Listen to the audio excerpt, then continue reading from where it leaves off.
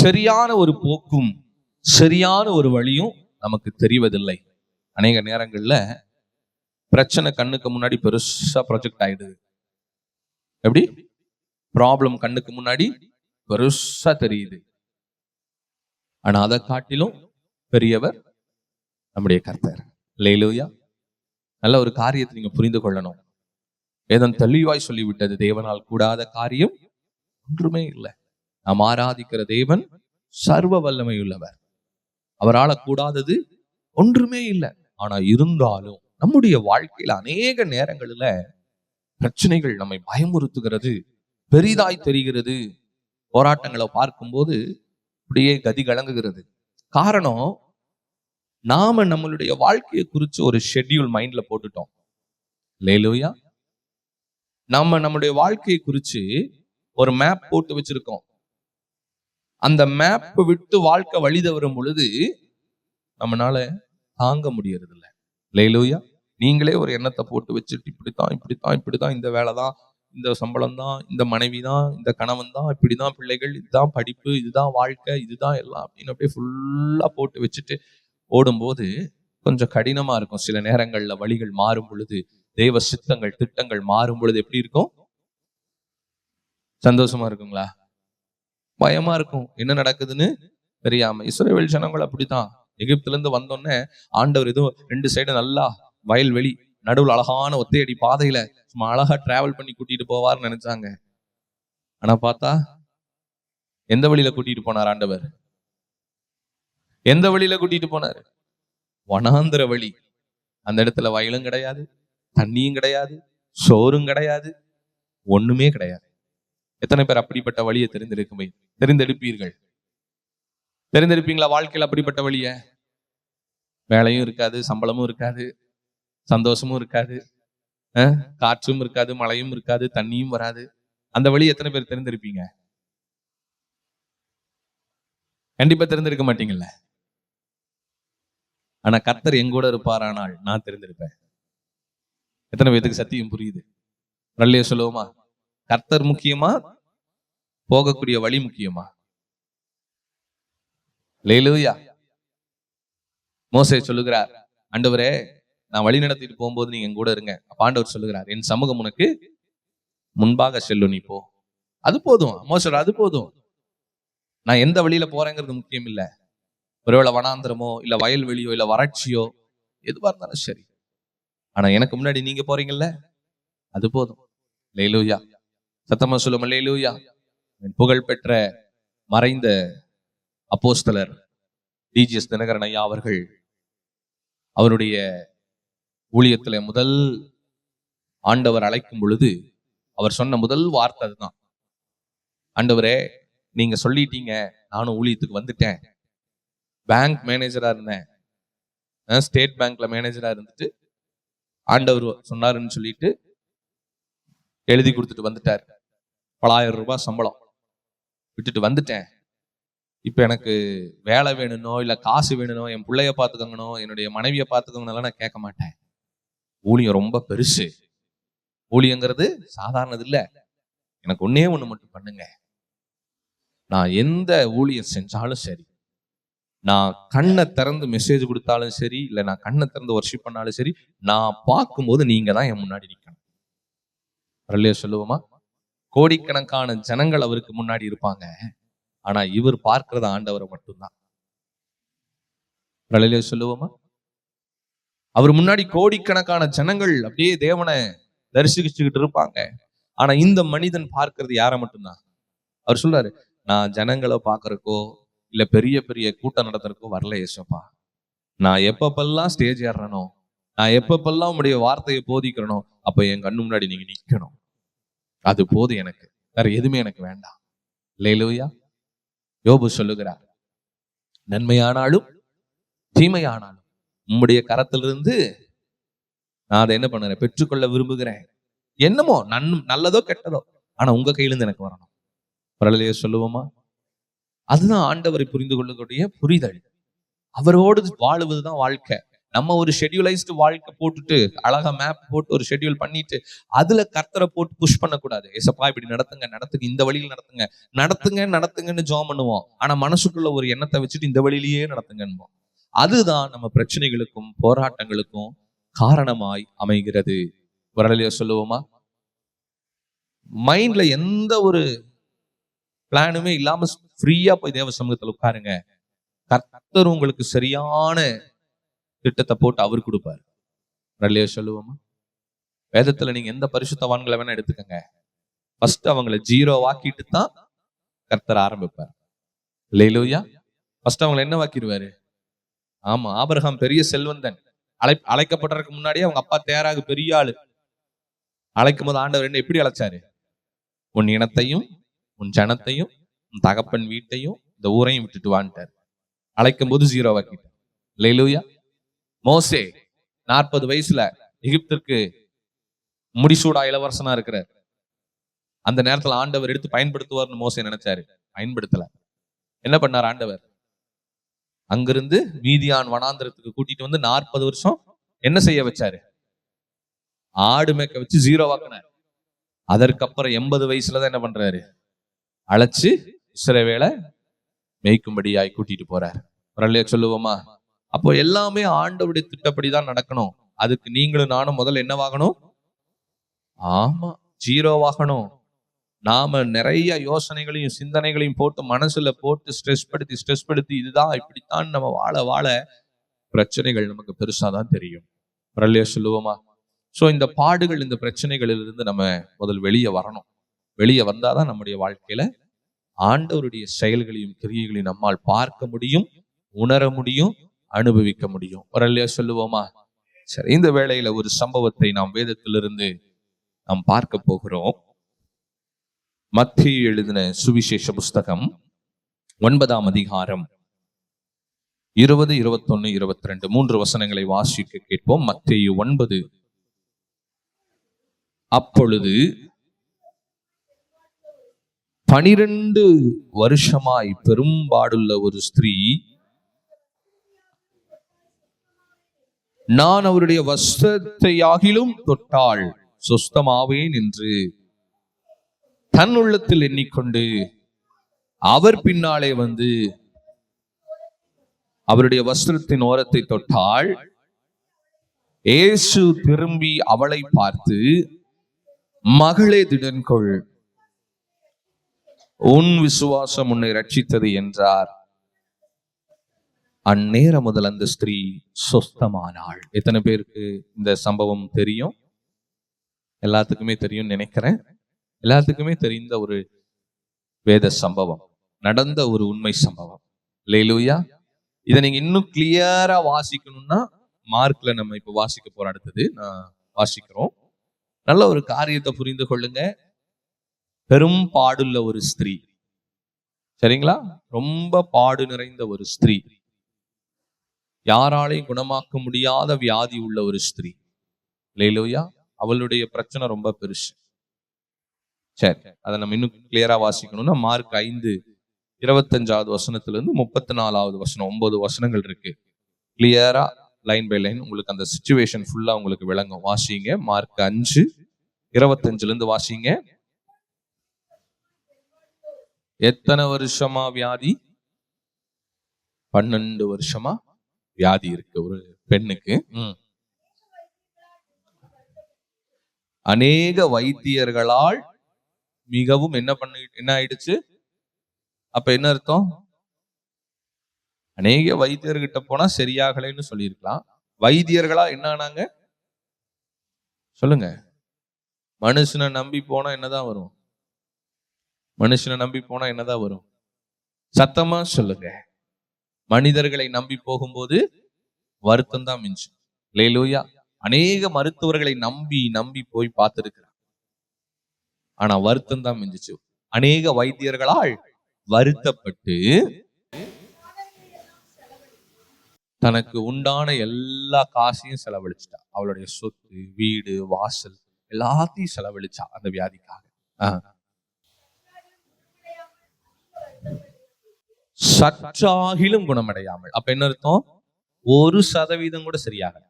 அவ்வளவு சொத்தை வித்து, அவ்வளவு பணத்தை வித்து, அத்தனை டாக்டர்ஸை பார்த்தும் 1% கூட அவளுக்கு என்னாகல, சுகமாகவில்லை.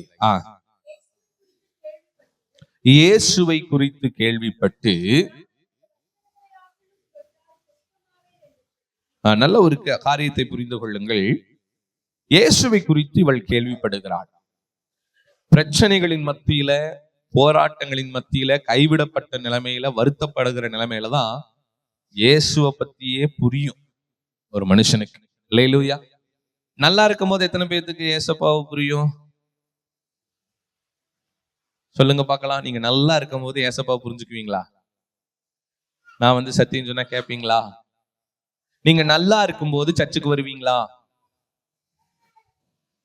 நீங்க நல்லா இருக்கும்போது சர்ச்சுக்கு வருவீங்களா? என் மைக்கை விட அவர் மைக் பெருசா இருக்கு, சத்தமா இருக்கு.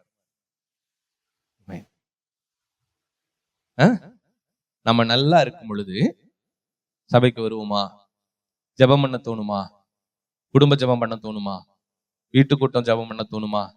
போதர்களை வீட்டுக்கு அழைச்சு ஜெபம் பண்ண தோணுமா? தோணாது.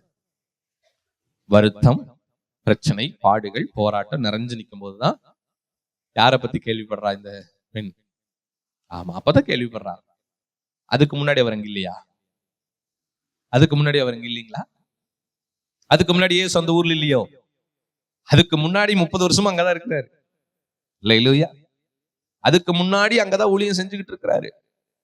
அவனும் புறஜாதி ஸ்திரீ இல்ல, அவ யூத ஸ்திரீ, ஊருக்குள்ளதான் இருக்கிறா. மனுஷங்களை நம்பி நம்பி நம்பி நம்பி ஏமாந்து வருத்தப்பட்டு உட்கார்ந்து எல்லாத்தையும் செலவழிச்சு ஒண்ணுமே சரியாகலைங்கிற சிச்சுவேஷன்ல தான் இயேசுவை பத்தி அவளுக்கு கேள்விப்பட்டு. அல்லேலூயா. அவ சந்தோஷமா இருக்கும் போதெல்லாம் இயேசுவை பத்தி என்ன பண்ணல, கேள்விப்படல. அப்பெல்லாம் யார் தேடிதான் போனா? மருத்துவர்களை தேடிதான் போனா. அல்லேலூயா. இன்றைக்கு அநேக நேரங்களில் நம்முடைய வாழ்க்கை சந்தோஷமா இருக்கும்போது கர்த்தரை மறந்துடுறோம். அல்லேலூயா. நம்ம கஷ்டப்படும் போது தான் நினைவுக்கு வருகிறார். அப்படி இருக்கக்கூடாது. நாம் சந்தோஷமா இருக்கும் போதே சமாதானமா இருக்கும். வேதத்தில் ஒரு வசனம் சொல்லுகிறது, நீங்கள் காலாட்களோட ஓடும் போது உங்களை இளைக்க பண்ணுவார்களானால் குதிரைகளோடு எப்படி ஓடுவீர்கள்? நீங்கள் சமாதானமான தேசத்திலே அடைக்கலம் தேடி போனால் யோர்தான் பிரவாகித்து வரும் பொழுது என்ன செய்வீர்கள்? அல்லேலூயா. இன்னைக்கு கைப்பிடிச்சு வா நடந்து போலான்னு, ஐயோ என்னால் நடக்க முடியலன்னு சொல்றீங்களே, ஒரு நாள் குதிரைகளுக்கு சமமாக ஓட வேண்டிய நாட்கள் வரும். அப்ப என்ன பண்ணுவோம்? அநேக நேரங்கள்ல சில காரியங்களை நான் யோசிப்பேன். அதாவது மற்றவர்கள் எப்படின்னு தெரியல, ஆண்டுடைய பிள்ளைகள் சொல்லும் பொழுது, ஐயோ இந்த கொசுக்கடி தாங்க முடியலைங்க அப்படிம்பாங்க. ஐயோ இந்த ஸ்மெல்லு எங்கேயாவது ஓடி போயிடலாமான்னு இருக்குங்க. ஐயோ பலவீனத்தினால சகிச்சுக்க முடியலைங்க. அதாவது சின்ன சின்ன குறைகள் தாங்க முடியாது. சிம்பிள். இன்னைக்கு இந்த சின்ன கொசுக்கடியை நம்மளால என்ன பண்ணல, தாங்க முடியல. ஒரே வெயிலுங்க, தாங்க முடியல, வெளியவே போக முடியல. ஒரே குளிருங்க, தாங்க முடியல. இந்த ஃபேனை போடாதீங்க, அந்த ஃபேனை போட்டுருங்க, இந்த லைட்டை போடாதீங்க. No adjustment in Christian life. எதுலையுமே அட்ஜஸ்ட்மெண்ட்ஸ் இல்லை. கொஞ்சம் அழுக்கான சட்டையை போட்டா கோவம் வந்துடும். கொஞ்சம் ஏதாவது சாப்பாட்டுல குறையாயிருச்சுன்னா கோபம் வந்துடும். கொஞ்சம் அட்மாஸ்பியர்ல ஏதாவது வீட்டுல மாறி இருந்துச்சுன்னா கோபம் வந்துடும். இதெல்லாம் எதுக்கு? அதுவா கிறிஸ்தவ வாழ்க்கை? இதையெல்லாம் தாங்கணும், இதெல்லாம் சகிக்கணும். இதெல்லாம் நீங்க அக்செப்ட் பண்ணினீங்கன்னா தான் அடுத்ததுக்கு நீங்க கேப்பபிள்னு அர்த்தம். அப்படிதானே? இன்டர்வியூல ஸ்ட்ரெஸ் மேனேஜ்மெண்ட்னே ஒண்ணு வைப்பான். நான் கேஜியில படிக்கும்போது 2013 யூஜி ஃபைனல் இயர் படிக்கும்போது இந்த ஸ்ட்ரெஸ் மேனேஜ்மெண்ட் செஷன் ஒண்ணு வச்சாங்க கிரவுண்ட் ஃப்ளோர்ல. எனக்குலாம் ஞாபகம் இருக்கு. அப்படி நம்மளை கழுவி ஊத்துவாங்க. நம்ம எவ்வளவு பொறுமையா இருக்கணும்னு பார்ப்பாங்க. ஆனால் ஆவிக்குரிய வாழ்க்கையில இருக்கிற பிள்ளைகள் அதை விட நீங்க ஸ்ட்ரெஸ் மேனேஜ் பண்ணணும். அதான் ஆண்டவர் சொல்லுகிறார். சாந்த குணம் உள்ளவர்கள் பாக்கியவான்களாம், அவர்கள் எதை சுதந்திரித்துக் கொள்வார்களாம்? எதை சுதந்திரித்துக் கொள்ளுவாங்க? டோட்டல் பூமியவே சுதந்திரித்துக் கொள்ளுவார்கள் வேதம் சொல்லுகிறது மத்தேயு 5. அல்லேலூயா. சாந்த குணம் உள்ளவர்கள் சொல்லுங்க, சத்தமா சொல்லுங்க. பாக்கியவான்கள், அவர்கள் பூமியை சுதந்திரித்துக் கொள்வார்கள். ஆனா நம்மளால என்ன பண்ண முடியாது? நம்மள ஸ்ட்ரெஸ் மேனேஜ் பண்ணிட்டு இருக்க முடியாது. அது பொங்க விடணும், அதை வெளியே கொண்டு வரணும், அதை அழுகாட்சியா கொண்டு வரணும், அதை ஒரு கோபமா கொண்டு வரணும், ஒரு திட்டி வெளியே கொண்டு வந்துட்டோம்னா நம்ம ஃப்ரீ ஆயிருவோம். சுத்தி இருக்கவங்க என்ன ஆயிருவாங்க? எல்லாம் அங்க பரவிடும், காட்டு தீ மாதிரி. ஆமாங்கக்கா, அவங்கதான் உங்களை பத்தி சொல்லிட்டு போனாங்க, சரி விடுங்க, நான் உங்களை எதுக்கு வருத்தப்படுத்திட்டு இவங்க போயிருவாங்க. அப்புறம் என்ன பண்ணுவாங்க? என்னை பத்தி யாவ சொன்னா அப்படின்னு இவங்க ஸ்ட்ரெஸ் ஆகிட்டு இருப்பாங்க. ஸோ நல்ல ஒரு காரியத்தை புரியுங்க. ஆண்டோடைய பிள்ளைகள் அட்ஜஸ்ட் பண்ணலைன்னா வாழ்க்கையில நிறைய விஷயங்களை, நம்ம ஆவிக்குரிய பிள்ளைகளே கிடையாது. நேற்றைய தினத்துல மதியானத்துல ஒரு செய்தி எடுத்தேன், ஞாபகம் இருக்கான்னு தெரியல. அழைக்கப்பட்டவர்கள், தெரிந்து கொள்ளப்பட்டவர்கள். அழைக்கப்பட்டவர்கள் அட்ஜஸ்ட் பண்ணவே மாட்டாங்க. ஆனா தெரிந்து கொள்ளப்பட்டவங்க எல்லா விஷயத்தையும் என்ன பண்ணுவாங்க? அட்ஜஸ்ட் பண்ணி வாழ்வாங்க. எங்க நீங்க உலகத்தாங்கிட்ட அட்ஜஸ்ட் பண்ணிட்டு நீங்க எதிர்பார்க்காதீங்க. கிறிஸ்தவங்க முதல்ல அட்ஜஸ்ட் பண்ணிக்கல எல்லா விஷயத்தையும். நான் பாவத்தை அட்ஜஸ்ட் பண்றதை பத்தி பேசல. லைஃப்ல அநேக காரியங்களை அட்ஜஸ்ட் பண்ணி வாழணும். சில நிறை குறைகளை அட்ஜஸ்ட் பண்ணி தான் வாழணும். சில ஏற்ற தாழ்வுகளை அட்ஜஸ்ட் பண்ணி தான் வாழணும். தீமைகளுக்கு நீங்க அட்ஜஸ்ட் பண்ணணும்னு அவசியம் இல்லை, அதற்கு நீங்க எதிர்த்து நிக்கலாம். ஆனா சில காரியங்களை நாம் என்ன பண்ணணும்? அட்ஜஸ்ட் பண்ணி தான் வாழணும். அல்லேலூயா. எல்லாத்துக்கும் கோபப்பட்டுட்டு, எல்லாத்துக்கும் டென்ஷன் ஆயிட்டு, எல்லாத்துக்கும் எரிச்சல் ஆகிட்டு இருந்தோம்னா வாழ்க்கையில உன்னத்தை என்ன பண்ண முடியாது. வாழ்க்கையில ரெண்டாவது, நம்ம கிறிஸ்தவர்களா இருப்பதுல அர்த்தம் இல்லை. தேவனுடைய பிள்ளைகள் எல்லாத்தையும் அட்ஜஸ்ட் பண்ணிட்டு தான் போனோம். ஆண்டவருடைய கடைசி பாடுகள், எத்சமனே தோட்டத்திலிருந்து சிலுவை மரத்துல வரைக்கும் எல்லாத்தையும் அட்ஜஸ்ட் பண்ணிட்டு இருந்தாரா, இல்ல திரும்பி திரும்பி ரிப்ளை பண்ணிட்டு இருந்தாரா? சொல்லுங்க. இயேசு கிறிஸ்து சிலுவை பாடுகள் எப்படி இருந்துச்சு? எல்லாத்தையும் பொறுமையா சகிச்சுக்கிட்டு இருந்தாரா எப்படி? சொல்லுங்க. இல்ல வாயிடுச்சாரா? உரிமையை தட்டி கேட்டாரா? போராடினாரா? இல்ல. பொறுமையா இருந்தா தான் ரட்சிப்பு உண்டாகணும் அவருக்கு தெரிஞ்சிருச்சு. பொறுமையா இருந்தார். உங்க பொறுமையில ஒரு மிகப்பெரிய ஆசீர்வாதம் இருக்கும். பொறுமையா இருக்கணும், ஸ்ட்ரெஸ் மேனேஜ் பண்ணணும், கோவப்படக்கூடாது, எதிர்த்து பேசக்கூடாது. அதுவும் வாலிப பிள்ளைகள், வாலிப பசங்க, சின்ன பிள்ளைகள்லாம் மௌனமா இருக்கணும். எப்படி இருக்கணும்? ரொம்ப மௌனமா இருக்கணும். வீடு ஆசீர்வதிக்கப்படணும்னா பெரியவங்க தான் பேசணும், சின்னவங்க என்ன பண்ணக்கூடாது? என்னைக்கும் பேசக்கூடாது. எங்க சின்னவங்க சத்தம் அதிகமா இருக்கும், அந்த வீடு ஆசீர்வதிக்கப்படாது. நீங்க எழுதி வேணா வச்சுக்கோங்க. அல்லேலூயா. அதனால பிள்ளைகளை நீங்க பெரியவங்க வளர்த்த வேண்டிய விதத்துல நம்ம ஃபர்ஸ்ட் என்ன பண்ணணும்? வளர்த்தணும். ஒரு அல்லேலூயா சொல்லுவோமா? அல்லேலூயா. பாருங்க, அதுக்கப்புறம் தான் ஆண்டவர், பிரச்சனையின் மத்தியில தான் ஆண்டவரே நமக்கு தெரிய வராரு. நீங்களா போட்டு எல்லா பிரச்சனையும் ஆக்கிட்டு ஃபுல்லா டென்ஷன் ஆகி, எனக்கு ஆண்டவருடைய பிள்ளைகள் பிரச்சனைன்னு சொன்னாலே எனக்கு பிடிக்காது. சீரியஸா சொல்றேன். ஜெபிக்கிற பிள்ளைக, சபைக்கு வர பிள்ளைக, ரட்சிக்கப்பட்ட பிள்ளைக, நீ ஆனஸ்தான் எடுத்தவங்க பிரச்சனைன்னு சொன்னா எனக்கு பிடிக்கவே பிடிக்காது. ஏன்? பிரச்சனை வராதுன்னு சொல்ல வரல, வரும். அதை மேற்கொள்ளக்கூடிய அதிகாரமும் உங்ககிட்ட தான் இருக்கு. அதை மேற்கொள்ளக்கூடிய ஜெபம் உங்ககிட்ட தான் இருக்கு. அதை மேற்கொள்ளக்கூடிய உபவாசமும் உங்ககிட்ட தான் இருக்கு. அதை மேற்கொள்ளக்கூடிய காத்திருப்பும் உங்ககிட்ட தான் இருக்கு. அல்லேலூயா. அதனால எவ்வளவு சீக்கிரம் தேவ சமூகத்துல உட்கார்ந்து ஜெயம் எடுக்க முடியுமோ எடுத்துறணும். அதான் பார்க்க போறோம். அல்லேலூயா சொல்லுவோமா? ஆமென். தொடர்ந்து வாசிப்போம். ஜன கூட்டத்திற்குள்ளே அவரை பற்றி ஃபுல்லா கேள்விப்பட்டுட்டு அவ சொல்ற, இவ்வளோ பெரிய கடவுள், இவ்வளோ பெரிய ஆண்டவர் நம்ம ஏரியாவுக்கு வராரு, அவருடைய வஸ்திரத்தினுடைய ஓரத்தையாவது நான் என்ன பண்ண போறேன்? தொட போறேன். அப்ப என்ன கேள்விப்பட்டு இருக்கிறா? என்ன கேள்விப்பட்டுட்டு வஸ்திரத்தை ஓரத்தை தொட்டா போதும்னு நினைக்கிறா? இயேசு எத்தனையோ அற்புதங்களை பண்றாருன்னு கேள்விப்படுறா. நான் போறேன், எனக்கும் அவர் என்ன பண்ணட்டும்? அற்புதம் பண்ணட்டும் அப்படின்னு போனா ஓகே. இவள் கேள்விப்பட்டுட்டு என்ன டிசைட் பண்றா? What she is deciding to do? வஸ்திரத்தின் ஓரத்தை போய் தொட போறேன்னு டிசைட் பண்றா. சோ என்ன கேள்விப்பட்டா இவ? முதல்ல ஒண்ணு இல்லைங்க, இந்த டாக்டர் ரொம்ப நல்ல டாக்டருங்க, சூப்பரா பாப்பாருங்க, அப்படிங்க இப்படிங்க டாக்டரை பத்தி கேக்குறாங்க. அப்ப ஃபர்ஸ்ட் நீங்க என்ன பண்ணுவீங்க? கேள்விப்பட்டதுக்கு அப்புறம் அவரோட அப்பாயின்மெண்ட் பிக்ஸ் பண்ணுவீங்க. அதுக்கப்புறம் நீங்க கிளம்பி புறப்பட்டு போகக்கூடிய காரியத்தை ஒரு டைரக்டா பார்த்து பேசி அதுக்குண்டான ட்ரீட்மெண்ட் எடுப்போம். அதுதான் சொல்யூஷன் இதுக்கு. I'm right? இல்ல இப்ப வேற மாதிரி ஏதாவது கேள்விப்பட்டாளா இவ? என்ன கேள்விப்பட்டோன்னா வஸ்திரத்தின் வார்த்தையாவது போய் நான் தொட்டுட்டு வரேங்கிறா. என்னத்தை கேள்விப்பட்டா அப்படி வஸ்திரத்தின் வார்த்தையாவது நான் தொட்டுட்டு வரேங்கிறா? சொல்லுங்களேன். இப்போ புண்ணிய ஸ்தலங்களுக்கு போறாங்களே, ஒரு தடையாவது நான் போய் கால் அங்க வச்சுட்டு வந்துடுறேன் அப்படிம்பாங்க தெரியுங்களா? இந்த ராமேஸ்வரம், ஸ்ரீரங்கம், நம்ம ஆளுங்க வந்து இஸ்ரவேல், இல்ல எப்படி போயிட்டு இருக்குன்னே தெரியல. கிறிஸ்தவம் இஸ்ரவேலுக்கு போகணும்னு ஆசைப்படுறாங்க. அப்புறம் இஸ்லாமியர்கள் மெக்கா மெதினாக்கு போவாங்க.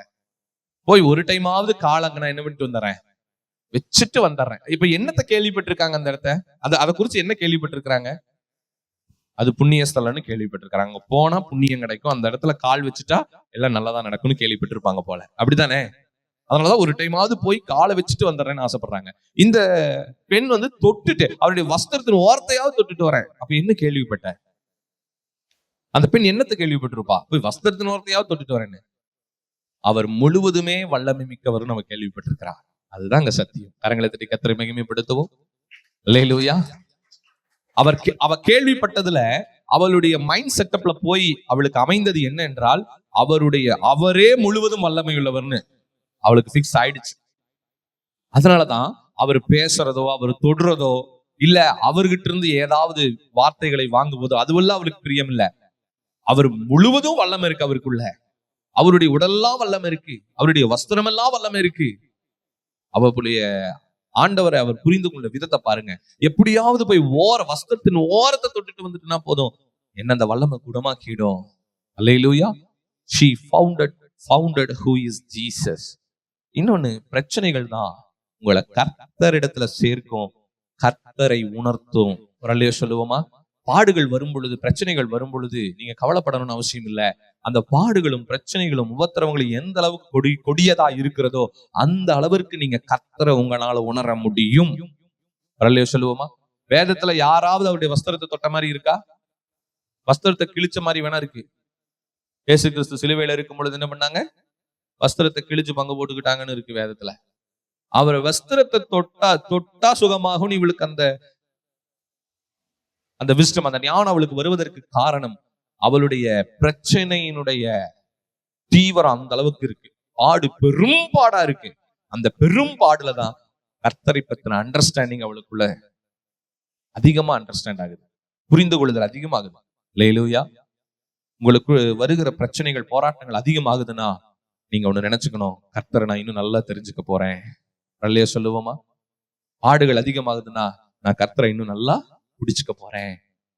பிரச்சனைகள் அதிகமாகுதுன்னா இன்னும் நல்லா ஜெபிக்க போறேன். என்னுடைய சூழ்நிலைகள்லாம் ரொம்ப மோசமா இருக்கு அப்படின்னா இன்னும் நான் ஆண்டவர் சமூகத்துல நெருங்க போறேன். இன்னும் அதிகமாய் நான் உபத்திரவப்பட்டது நல்லது, அதனால உமது பிரமாணங்களை நான் கற்றுக்கொண்டேன் என்று தாவீது சொல்லுகிறான். நான் உபத்திரவப்படாம எதை கற்றுக்கொண்டிருக்க முடியாது? ஆண்டவருடைய பிரமாணங்களை என்னால என்ன பண்ணிருக்க முடியாது? கற்றுக்கொண்டு இருக்க முடியாது. நான் உபத்திரவப்பட்டனாலதான், நான் கஷ்டப்பட்டனாலதான் சொல்லுவாங்க, நான் கஷ்டப்பட்டனாலதான்டா இப்படி நல்லா இருக்கேன். அப்ப நீங்க உபத்திரவப்பட்டிருந்த பட்டனாலதான் இயேசு யாருன்னு தெரியுது. நீங்க சபைக்குள்ள வந்திருக்கிறீங்க, தேவனுடைய வார்த்தைகளை கேட்கறீங்க, தேவனுடைய அது ஒரு நோக்கம் உண்டு. அதுக்குன்னு திரும்ப திரும்ப உபத்திரவத்தை வர வச்சு ஆண்டவர் சமூகத்தில் இருக்கிறதுல ஒரு தடவை உபத்திரவம் வந்து நீங்க கற்றுக்கொண்டீங்கன்னா அதை கடைசி வரைக்கும் கரெக்டா ஃபாலோ பண்ணி பிடிக்கணும் ஆண்டவர் சமூகத்தை. ஒரு அல்லேலூயா சொல்லுவோமா? புரியுதுங்களா? சோ அவளுடைய அண்டர்ஸ்டாண்டிங் பாருங்க. ஒரு அல்லேலூயா சொல்லுவோமா? இப்ப மத்தேயு 9ஆம் அதிகாரம் வந்துருங்க. சரி, இப்போ சிச்சுவேஷன் எல்லாம் ஃபுல்லா நம்ம படிச்சுட்டோம். இப்போ ஒரு 3 காரியத்தை தியானிச்சு டக்குனு முடிக்க போகிறோம். அதே மத்தேயு 9:21 வாசிப்போம். இப்போ இந்த வசனத்தை நல்லா நீங்க ஞாபகத்தில் வச்சுக்கோங்க. இதுல ஒரு 3 ப்ராசஸ் அந்த ஸ்திரீ செய்கிறாள். அந்த பெண் ஒரு 3 காரியத்தை செய்கிறாள். அந்த 3 காரியம் நம்மளுடைய வாழ்க்கையில ரொம்ப அவசியம். ஃபர்ஸ்ட் என்ன செய்யறாங்க? நான் அவருடைய வஸ்திரத்தை ஆகிலும் தொட்டால் சுஸ்தமாவேன் என்று. அப்ப எது வரும்? தொட்டாலா எண்ணினாளா? அவ தொடவே இல்லை. தொட்டால் இருக்கிறீங்க, அந்த இடத்துல அவ தொடவே இல்லை. தொடலாம்னு எண்ணினாள். அப்ப எது வரும்? பாயிண்ட், எண்ணினாள். அல்லேலூயா சொல்லுவோமா? ஃபர்ஸ்ட் பாயிண்ட், அவளுக்குள்ள ஒரு நம்பிக்கை வருது. நான் தொட்டா என்ன ஆயிருவேன்? எப்படியாவது தொட்டா. அந்த எண்ணம் என்பது நம்பிக்கை. அல்லேலூயா சொல்லுவோமா? உங்களுக்கு ஆண்டவர் குறிச்ச நம்பிக்கை எப்படி இருக்கு? பாசிட்டிவா இருக்கா, நெகட்டிவா இருக்கா? எத்தனை பேர் ஆண்டவரை நம்புறீங்க? உங்க வாழ்க்கையில் ஆண்டவர் நம்புறீங்களா? நம்புறீங்களா? எவ்வளவு நம்புறீங்க? எவ்வளவு நம்புறீங்க? எப்படி நம்புறீங்க? எப்பப்பெல்லாம் நம்புறீங்க? எப்பவுமே நம்புறீங்களா? இல்ல எப்பவாவது நம்புறீங்களா? சொல்லுங்க. எப்பவும் நம்புறீங்களா? இல்ல எப்பவாவது நம்புறீங்களா? நானெல்லாம் முதல்ல எப்பவாவது தான் நம்புவேன், எப்பவும் நம்ப மாட்டேன். நான் படிச்சுட்டேன்னா ஆண்டவர் நம்ப மாட்டேன். ஏன்னா நான் படிச்சா நான் நல்ல வேலைக்கு போயிருவேன். நான் நல்ல வேலையில இருந்தாலும் நம்ப மாட்டேன். ஏன்னா எனக்கு நல்ல வேலையில இருந்தா நல்ல சம்பளம் வரும். எனக்கு நல்ல சம்பளம் எல்லாம் வந்துட்டு இருந்துச்சுன்னா நான் கர்த்தரை நம்பவே மாட்டேன். ஏன்னா நல்ல சம்பளத்தினால என் வாழ்க்கையை நான் நல்லா வச்சுக்க முடியும், நல்லா அமைச்சுக்க முடியும். எனக்கு நல்ல வாழ்க்கை அமைஞ்சிச்சுன்னா கண்டிப்பா நான் என்ன பண்ண மாட்டேன், கர்த்தரை நம்பவே மாட்டேன். ஏன்னா எனக்கு நல்ல வாழ்க்கை அமைஞ்சிருச்சு. அந்த வாழ்க்கையை வச்சு நான் ஒரு சமுதாயத்துல பேரும் புகழோட என்னால வாழ முடியும். அப்படி நான் இந்த சமுதாயத்துல நல்ல பேரும் புகழோட வாழும்போது கர்த்தரை நான் என்ன பண்ண மாட்டேன், நம்ப மாட்டேன். வரலையா சொல்லுவோமா? பாருங்க, நம்பிக்கை ரொம்ப முக்கியம். ஆண்டவரை குறித்த நம்பிக்கை உங்களுக்குள்ள எவ்வளவு இருக்கு? நம்பிக்கை வேற, விசுவாசம் வேற, ரெண்டையும் போட்டு குழப்பாதீங்க. வரலையா சொல்லுவோமா? சில பேர்த்துக்கு இந்த புறஜாதியார்களுக்கெல்லாம் போய் நீங்க எவ்வளவுதான் சத்தியம் சொன்னாலும் என்ன பண்றதுங்க, நாங்க அந்த கடவுளுக்குள்ள வரல, இந்த கடவுளையே தான் நம்பிட்டு இருக்கோம் அப்படின்ட்டு போயிருவாங்க. ஒரு சில பேர்த்துக்கெல்லாம் நாங்க சத்தியம் சொல்லும் போது நல்லா சொல்லுவோம், எல்லாமே சொல்லுவோம். என்ன பண்றதுங்க, அந்த தெய்வத்தை விட்டு வர முடியாது அப்படின்ட்டு போயிருவாங்க. சிம்பிளா ஒரே வார்த்தையில முடிச்சிருவாங்க. மணிக்கணக்கா சத்தியம் சொல்லியிருப்போம். சில பேர்த்துக்கெல்லாம் நல்லா கர்த்தர் பெரிய பெரிய அற்புதத்தை செஞ்சிருப்பாரு. முடிஞ்சவொன்னு என்ன பண்ணிடுவாங்க, ஷிஃப்ட் ஆகி போயிருவாங்க. நல்லையா சொல்லுவோமா? நம்ம சபையில நடந்த அற்புதத்துக்கெல்லாம் ஆத்துமாக்கள் வந்திருக்கணும்னா இந்த கிரவுண்டே நம்ம பத்தாது. இல்லையா சொல்லுவோம். ஆனா யாரும் என்ன பண்ணல, வரல. இயேசு எத்தனை அற்புதம் பண்ணாருங்க? ஒன்னா ரெண்டா? அவ்வளவு அற்புதம் பண்ணினாரு. கடைசியில அவரு சிலுவையில தொங்கும்போது எத்தனை பேர் அவர் கீழே இருந்தாங்க? ஒருத்தருமே இல்லை. நல்லையா சொல்லுவோமா? சத்தமா சொல்லுங்க. 12 சீஷர்கள் நின்று இருந்தாங்க. அதுல 11 பேர் ஓடிட்டான். யோவான் மட்டும் அந்த இடத்துல நிக்கிறார். அது தாய்க்கு பாதுகாப்பா நின்றுட்டு இருக்கிறார், அவ்வளவுதான். ஏசப்பாவை காப்பாத்தணும்னு நிக்கல. இயேசுவ இழுத்துட்டு போனாங்களே, ஒருத்தராவது ஏன்னு கேட்டாங்களா? எத்தனை பேர் அற்புதம் பெற்றாங்க, ஒருத்தராவது ஏன்னு கேட்டாங்களா? வேதத்துல அப்படி எதுங்கையாவது இருக்குதா? ஏன் அவரை அடிக்கிறீர்கள் கேட்டாங்களா? ஒருத்தனாவது கேட்டானா? ஆனா யோசிச்சு பாருங்க, எத்தனை பேர் அற்புதம் பெற்றார்கள். இஸ்ரவேல் தேசமே அற்புதம் பெற்றுச்சு அவர் கையில. ஆனா ஒருத்தரும் கூட அவரு சிலுவையில் அறையப்பட்டு கொண்டு போகும்போது, அண்ணா காய்பாவினுடைய சங்கத்துல அடிபடும் பொழுது ஒருத்தரும் கூட ஏன்னு கேள்வி எல்லாம் கவனிக்கிறீங்களா? முடிஞ்சு, அவ்வளவுதான். ஏன் கேள்வி கேட்கவே இல்லை. ஏன்னா அற்புதத்தை பெற்றுக்கிட்டாங்க, அற்புதம் நடந்துச்சு, அதிசயத்தை பெற்றுக்கிட்டாங்க. ஆனா அவனுக்குள்ள நம்பிக்கை வரல. இவர் தான் கடவுளுங்கிற நம்பிக்கை அவனுக்குள்ள வரவே இல்லை. வரலையா சொல்லுவோமா? என்னதான் அற்புதத்தை ஜனங்க பெற்றுக்கிட்டாலும் திரும்பி பின்வாங்கி போயிடறதுக்கு காரணம் அவங்களுக்குள்ள அந்த நம்பிக்கை வரல. அவங்க நம்பிக்கை எல்லாம் அந்த விக்கிரகத்து மேலதான் இருக்கு. அல்லேலூயா. என்னதான் நான் உங்களுக்கு படிச்சு படிச்சு படிச்சு படிச்சு படிச்சுன்னு சொன்னாலும், சர்ச்சு முடிஞ்சு டீ சாப்பிட்டுட்டு வடை சாப்பிட்டுட்டு போன உடனேயே உங்க வேலை மேலதான் உங்களுக்கு நம்பிக்கை இருக்கும். அல்லேலூயா. நான் என்னதான் படிச்சு படிச்சு படிச்சு உங்களுக்கு சத்தியத்தை ஆவியில நிறைந்து அபிஷேகத்தோடு வீடியோ கேமராவெல்லாம் போட்டு யூடியூப்ல மறுபடியும் அப்லோட் பண்ணி திரும்ப திரும்ப நீங்க கேட்டாலும் ஆஃப் பண்ணிட்டு, சரி காசு எவ்வளவு இருக்கு, போதாதே, என்ன பண்றது, சரி வா ஒரு லோன் எடுப்போம், குழுல போய் கொஞ்சம் காசு எடுப்போம், இல்ல அதை பண்ணுவோம் இதை பண்ணுவோம், முட்டி போடுவோம், ஜெபம் பண்ணுவோம், உபவாசம் போடுவோம், காத்திருப்போம். இதெல்லாம் வரவே வராது வாயில. ரொம்ப ரேர். அல்லேலூயா. வராது. ஏதாவது ஒண்ணு எடுத்துட்டு தூக்கிட்டு சுத்திக்கிட்டே இருக்கணும். ஏதோ ஒரு பத்திரம் எடுத்துட்டு, பத்திரம் மாதிரி ஏதோ ஒண்ணு தூக்கிட்டு எடுத்துட்டு சுத்திக்கிட்டே இருக்கணும். எங்கேயாவது ஏதாவது கிடைக்குமா கிடைக்குமா கிடைக்குமான்னு சுத்திக்கிட்டே இருக்க வேண்டியதுதான். நல்லையா சொல்லுவோமா?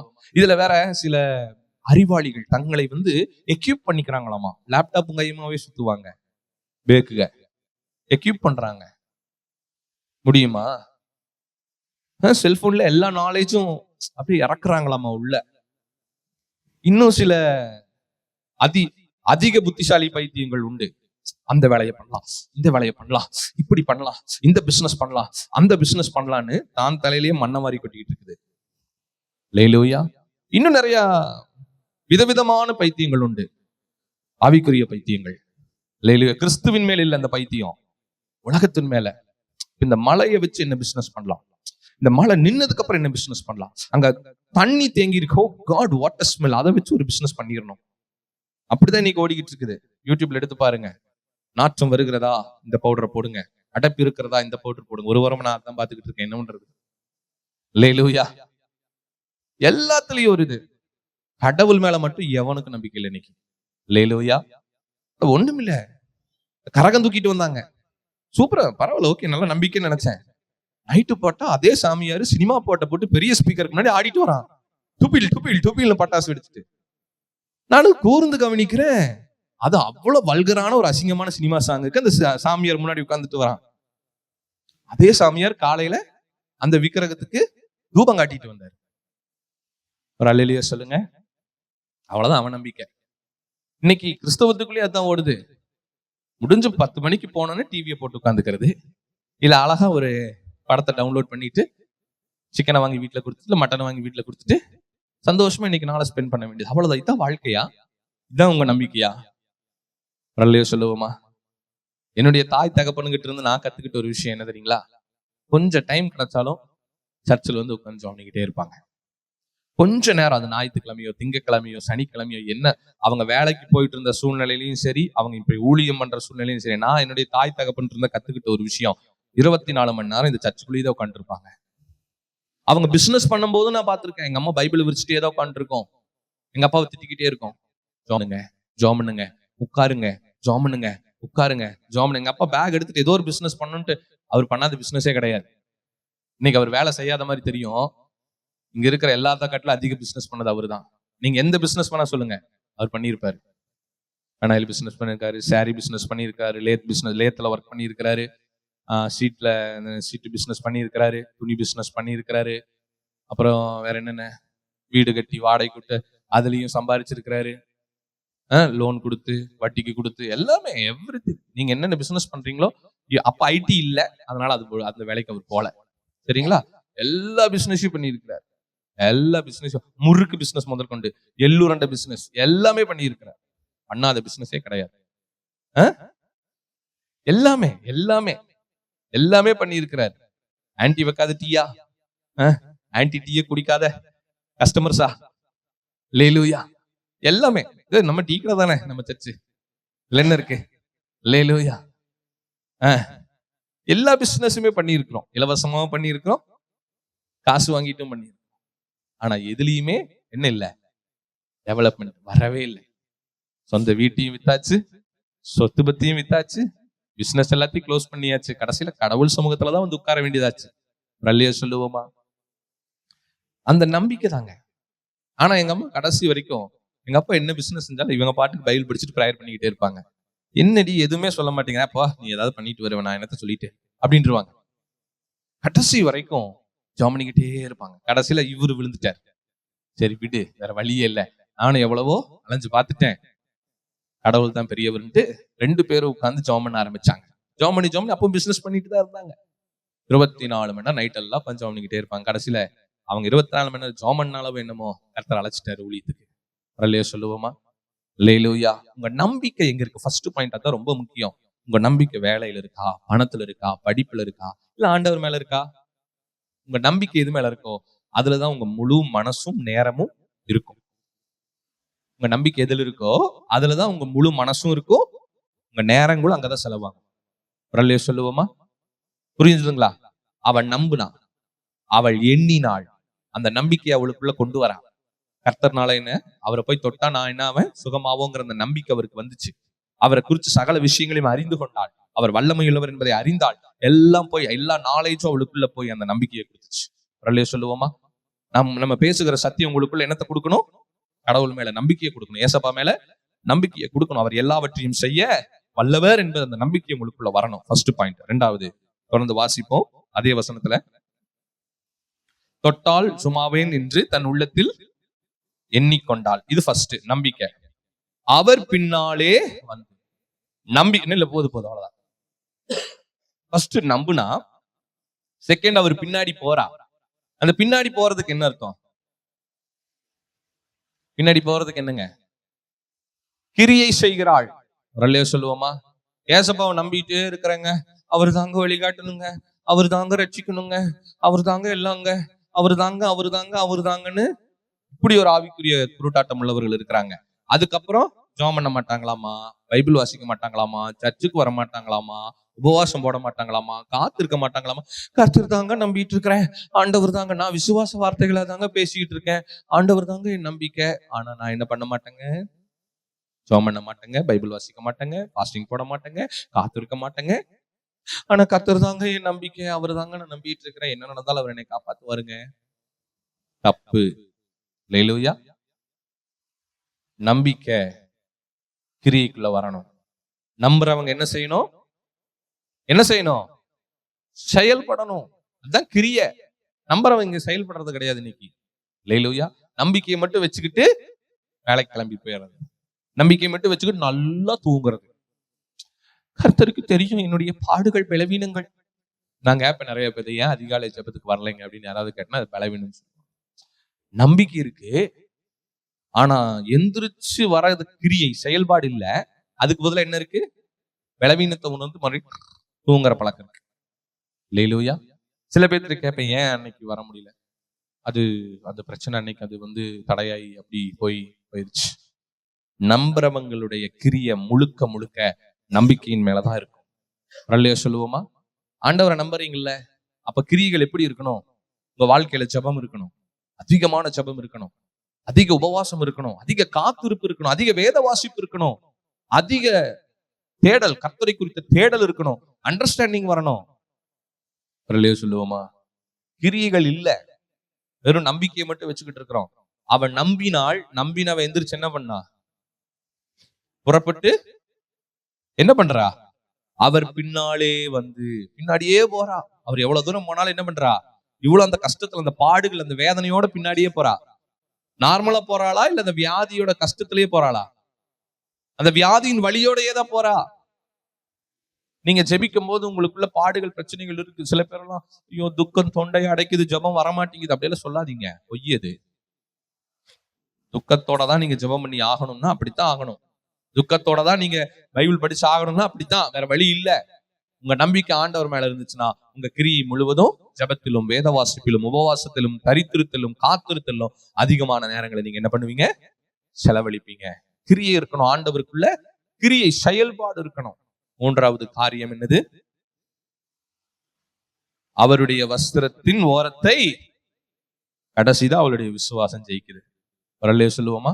கடைசியா அந்த கிரியையினுடைய ரிசல்ட் என்ன பண்ணி முடிக்கிறா, தொட்டாள். அந்த விசுவாசம் கடைசிதான் விசுவாசம். முதல் நம்பிக்கை வளரணும், ரெண்டாவது உங்களுக்குள்ள கிரியை இருக்கணும், மூணாவது என்ன வரணும், அதுக்கப்புறம் தான் அந்த விசுவாசம். நம்ம என்ன தெரியும் பண்ணுவோம், விசுவாசத்தை மட்டுமே புடிச்சுக்கிட்டு இருப்போம். விசுவாசிக்கிறேன் ஆண்டவரே. விசுவாசிக்கிறவங்க முதல்ல நம்பிக்கை வைக்கணும் ஆண்டவர் மேல, முழு நம்பிக்கை, 100% ஆண்டவர் சொல்றாரு, கடுகளவு விசுவாசம் மலைகளை பெயர்க்குங்கிறாரு. விசுவாசிக்கிறவங்க முதல்ல என்ன பண்ணணும், முழுக்க முழுக்க ஆண்டவர் தான் நமக்குள்ள நம்பிக்கையில நிறைஞ்சிருக்கணும். அல்லேலூயா. ஆண்டவர் மேல இருக்க நம்பிக்கையில நம்ம என்ன பண்ணி இருக்கணும், நிறைந்திருக்க வேண்டும். ரெண்டாவது கிரியை நடக்கணும். அவர் பின்னாடி போகணும், கிரியை. நம்ம அவர் பின்னாடி போகாம எங்க போயிட்டு இருக்கிறோம்? அவரை நம்புறவங்க யார் பின்னாடி போவாங்க? அப்பா கரெக்டா சொல்லிட்டாரு. அவரை நம்புறவங்க யார் பின்னாடி போவாங்க? அவரை நம்புறேங்க, ஆனா இப்படி போறேங்க. நல்லா இருக்குங்களா? வீட்டுக்கு வழி இதுதாங்க, ஆனா இன்னைக்கு இந்த வழியா போறேங்க, அது முட்டு சேர்ந்துங்க, அங்க போய் விழுந்துருவீங்க. இல்லையா? அவரை நம்புறேங்க, இன்னைக்கு வேலைக்கு போயிட்டு வரேங்க. அவரை நம்புறேங்க, இன்னைக்கு கொஞ்சம் உலக பிரகாரம் பண்ணிட்டு ஏதாவது போயிட்டு வந்துடுறேங்க. அவரை நம்புறேன், ஆனா இப்படி போறேன். அவரை நம்புறவங்க யாரு பின்னாடி போவாங்க? சத்தமா சொல்லுங்க. ஆமா, ஐஸ்வர்யனை பார்த்து ஆண்டவர் என்ன கேட்டாரு? ஐஸ்வர்யவான் ஃபர்ஸ்ட் என்ன கேட்டான்? ஆண்டவரே, நான் பரலோக ராஜ்யம் வரைக்கும் நான் என்ன செய்யணும்? ஆண்டவர் சொல்றாரு, எல்லா கட்டளையும், கற்பனை, நியாய பிரமாணங்களையும் ஃபாலோ பண்ணுப்பா, நீ வந்துருவேன். அவன் சொல்றான், நான் சிறு வயது முதல் இது எல்லாத்தையும் என்ன பண்றேன், சரியா ஃபாலோ பண்ணிட்டு இருக்கேன் அப்படின்னு. அப்ப ஆண்டவர் சொல்றாரு, இன்னும் இடத்துல ஒரு சின்ன ஒரு குறை உண்டு, அதை செஞ்சிடறியா அப்படின்னு கேட்கிறாரு. என்ன சொல்லுங்க? உங்ககிட்ட இருக்கிற ஐஸ்வர்யத்தை எல்லாம் என்ன பண்ணு, வித்து ஏழைகளுக்கு கொடுத்துட்டு என் பின்னாடி வாப்பாங்க. உடனே அவன் மிகுந்த ஆஸ்தி ஐஸ்வர்யம் உள்ளவனா இருந்தபடினால என்ன பண்ணலையாமா, அவரு பின்னாடி போலையாமா. அவன் மனஸ்தாவப்பட்டு பின்னாடி போயிட்டான். இப்ப அவன் எங்க போவான்? பரலோகம் போவானா, நரகம் போவானா? ஆனா நியாயப்பிரமாணத்தை ஃபுல்லா ஃபாலோ பண்றாங்க. அவன் என்ன ஜெபிச்சாலும் என்ன ஃபாலோ பண்ணாலும் அவர் பின்னாடி போயிருக்கணும். எல்லாத்தையும் விட்டுட்டு யார் பின்னாடி போயிருக்கணும்? எத்தனை பேர் எல்லாத்தையும் விட்டுட்டு அவர் பின்னாடி வருவீங்க? எத்தனை பேர் எல்லாவற்றையும் விட்டு விட்டு அவர் பின்னாடி வருவீங்க? 1 2 கொட்டாய் விட்டியா? கை தூக்குறேன். அல்லேலூயா. கையை தூக்குனீங்க, நம்புறீங்கன்னு விசுவாசிக்கிறேன். கிரியை செய்வீங்களா? கிரியை செஞ்சுட்டு அப்புறம் விசுவாசிங்க, கண்டிப்பா கர்த்தர் நடத்துவார். புரியுதா நான் சொல்றது? பரவாயில்லையோ சொல்லுவோமா? ஃபர்ஸ்ட் என்ன இருக்கணும்? நம்பிக்கை இருக்கணும். 2வது நம்புறவங்க அவர் பின்னாடி போகிற அந்த கிரியை இருக்கணும். 3வது விசுவாசம். அதுக்கப்புறம் தான் விசுவாசம். அதுக்கப்புறம் தான் உங்க வாழ்க்கையில 4வது என்ன நடக்கும்? அற்புதம் நடக்கும். எத்தனை பேத்துக்கு சத்தியம் புரியுது?